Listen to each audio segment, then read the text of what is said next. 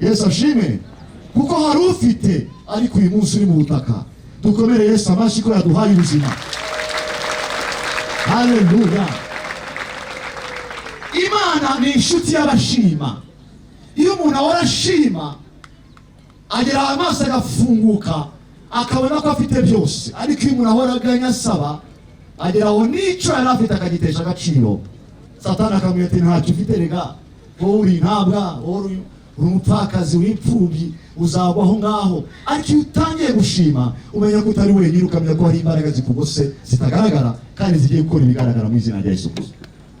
Icyama muri uyu munsi cyangwa se uyu mwanya, twese hamwe nk'abazima n'abarwayi mwese mwige gushima Imana mu gatoya. Kuko iyo ushimye Imana muri gato ufite, Imana yacu n'umuhanga mu gukura mu utuntu duto iduhindura utuntu dukomeye n'ibintu byinshi mu izina rya Yesu. Intumwa zigeze gupfobya utuntu bari bafite, babwira Yesu ngo nta kintu dufite uretse udufi, uretse utugati. Yesu ati ariko mwabaye mute? Mutuzane hano bereke formule. Haleluya. Muvuge amen. Nimuzane mbere ko babigenza. Niyo mpamvu mukena, ntabwo muzi ituma ibintu by'imilitipuriya. Arangije azamura hejuru, niyava mu Mana n'abantu, araba mu Mana ndagushimiye. Haleluya. Zamura agashahara akavuga ngo Mana ndagushimiye kubera uyu mushahara wamaye. Ntongere kwita agashahara, ntongere kwita agakweto, ako ngako ufite wakagabana n'uwundi. Iyo wamenye gushima, Imana itubura ibikeya wari ufite. Gira mugenzi gufite byose nuko wifashe nk'umukene.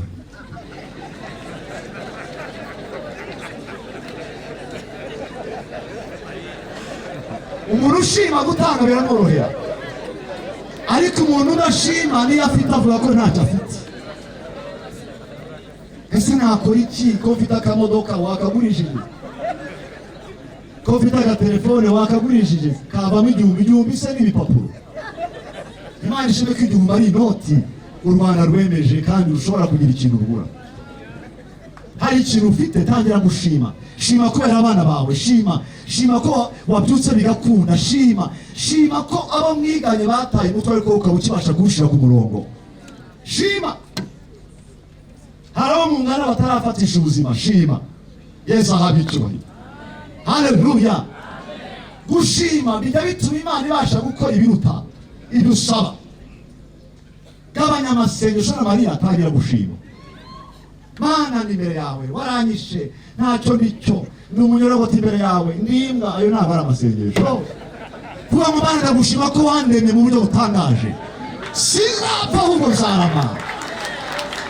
Yaba wakomeraga amashyi menshi Imana byari kuba byiza cyane kuvaho.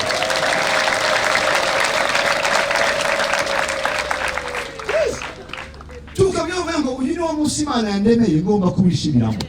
Habakuki yaravuze ngo naho ibiti bitatoha. Haleluya.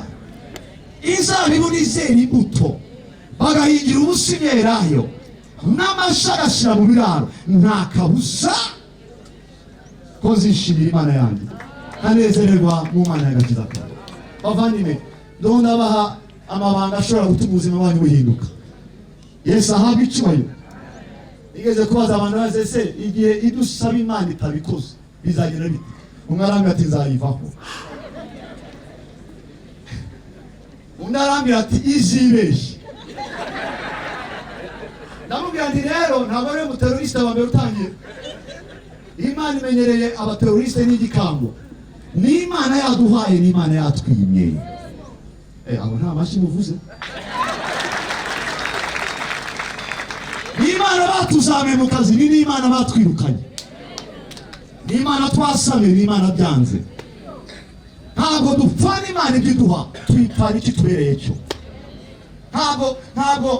Ntabwo ubushuti bwacu n'Imana bushingiye ku bintu materiel. Oya, hari iki tubereye cyo kirenze imodoka, hari iki tubereye cyo kirenze inzu, hari icyo.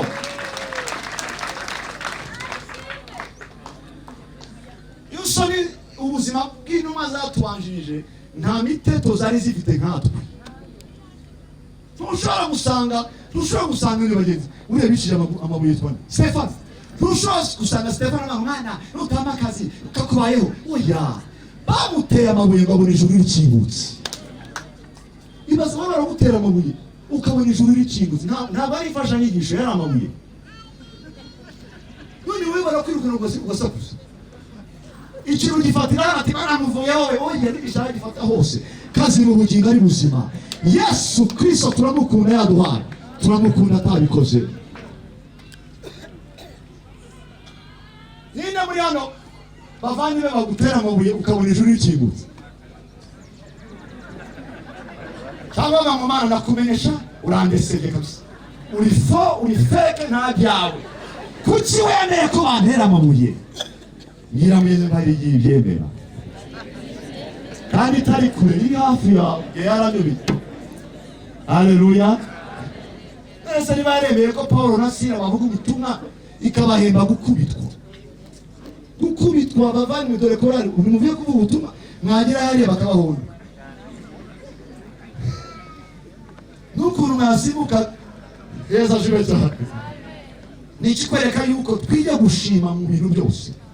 Ni intwari ikomeye izatuma nidusaba nidutarasaba Imana ibikora. Mutangiye mu practicing, mubishyira mu bikorwa, muzabona Imana ikora ibitangaza.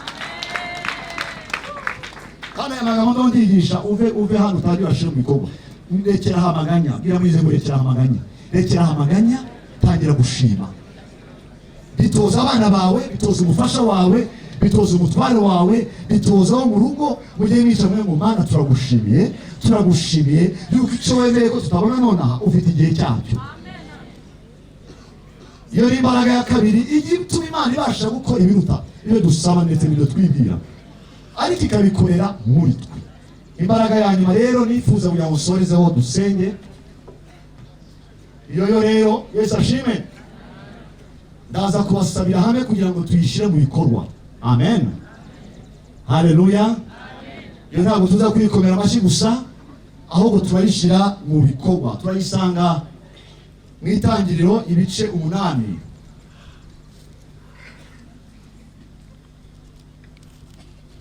Mani fashe dukoresha umwanya mwiza neza.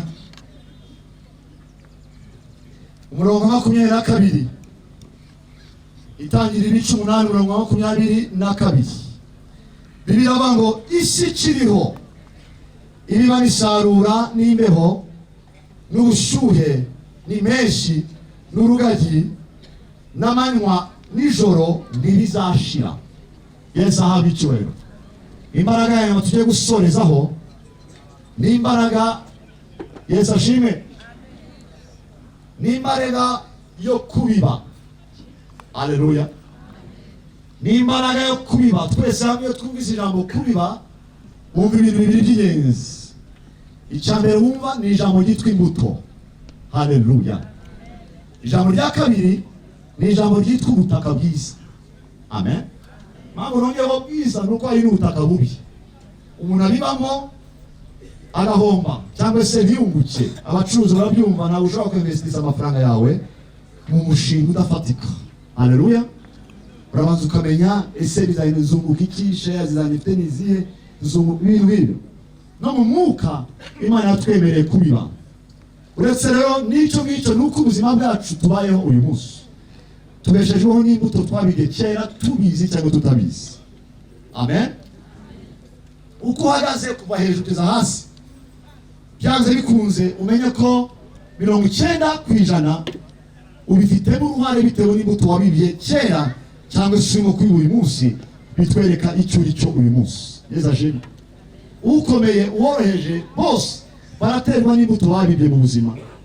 Impamvu nensista iri jambo nuko buri gihe iyo Satani yifuza ko tutagira ikintu tumara muri isi tukiriho, ibintu byose abitagatifuza ngo Mana niwe uzabikora, Mana ngiye kwiga niwe uzatuma nsinda, Mana ngiye gukora, ngiye gusinzira, hasigaye abakozi sinzakora bazampemba, Mana niwe utabara, Mana. Oya, ni byiza ishoboye byose ariko ibikorera muri wowe. Haleluya. Imbuto uyu munsi rero nizo zitera Imana kugira umugisha iguha mu izina rya Yesu. Haleluya. Imbuto uriba mu bana bawe nizo zituma uzabana mu myaka iri imbere ari abana bazima cyangwa se ari abana batitwara neza. Uramenye ntuzavuge ngo Satani winjiye mu bana banjye, ahubwo uzavuge ngo hari imbuto nabibye itari nziza mu bana banjye. Uko umwana reba icyo se na nyina bakora hanyuma akagikora, icyo se na nyina bakora bakita imbuto. Biriya bintu witwara, uraba ukuntu uvuga, Yesu ashimwe, biriya bimenyetso utanga byose ni sidi. Hari imbuto uba urimo kubiba mu mitima y'abana bawe igereranywa n'imbuto n'ubutaka buzima. Yesu ashimwe. Bibiliya atubwira ngo isi ikiriho, iyo ni principe itavaho. Iriba n'isaruro, hari ibintu bibiri bizahoraho. Iriba izahoraho, n'isaruro bizahoraho. Yesu yarabivuze neza ngo ibyo umuntu abiba byose niyo azagira ate, niyo azasarura. Imbuto irimo ubuzima, imbuto nirimo umusaruro w'ejo hazaza. Iyo ufashe imbuto ubona umurima. Yesu ahabwa icyubahiro. Kandi imbuto ni akantu gato ariko kabyara umurima. Haleluya. Yesu ashimwe. Ni ngombwa kugira ngo nawe ubuzima ufite icyo bumariye abandi. Haleluya. Ufite icyo bumariye abandi. Ntukemere kubaho nta muntu ukubwiye ngo Imana iguhe umugisha. Kuko ntabwo uwo muntu azabona Imana ngo ahure mu nzira.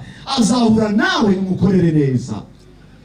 Nta n'umwe wigeze uhura n'Imana, nta n'umwe wigeze uhura na Satani. Twese twahuye n'ukora ibintu bibi tumwitirira se Satani. Amen. Tuhura n'ukora byiza urabangwamuye n'umukozi w'Imana. Igitumye gihumeka uyu munsi, Yesu ashimwe, igitumye tubasha kugenda bigashoboka nta yindi mpamvu nuko hari umuntu Imana yagushira imbere ubasha kubera umumaro mwinshi na Yesu Kristo.